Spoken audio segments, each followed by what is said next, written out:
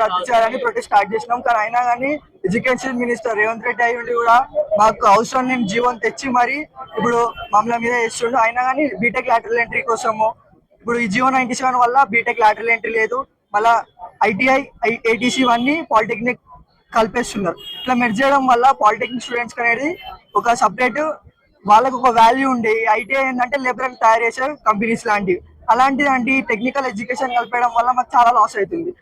Common branches like mechanical, civil వీళ్ళందరూ ఎన్నో ఆశలు పెట్టుకొని హైయర్ ఎడ్యుకేషన్ కోసం అని పాలిటెక్నిక్ రాసి లాటరల్ ఎంట్రీ బీటెక్ తీసుకొని మంచి మంచి కాలేజ్ లో ఫీజులు అన్ని తక్కువ వేసుకొని వెళ్ళగలుగుతారు. ఈ జియో 97 రావడం వల్ల ఇవన్నీ పోతున్నాయి. మేము 4 రోజుల నుంచి ప్రొటెస్ట్ చేస్తున్నాం. అయినా కానీ లాటరల్ ఎంట్రీ ఒకటి ఉంది, ఈ సెట్ ఉందని అంటారు, కానీ శక్తి స్కీమ్ లో మళ్ళీ మెర్జ్ చేస్తా అంటారు పాలిటెక్నిక్. ఇలా చేయడం వల్ల మాకు చాలా ఉన్నాయి. ఇప్పుడు ఈ జియో 97 మాత్రం రద్దు చేయకపోతే చాలా అసెంబ్లీ సెక్రటరియట్ ఇవన్నీ ముట్టడి చేసి స్టూడెంట్ పవర్ ఏంటో చూపిస్తారని అనుకుంటున్నాం.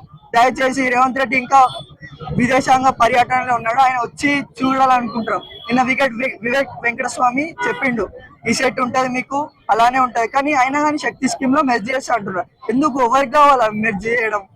మాకు పాలిటెక్నిక్ ఉంది, ఎస్పీటెట్ ఉంది, దాని వాల్యూ దానికి ఉంది, అది అలానే ఉంచితే అయిపోతుంది.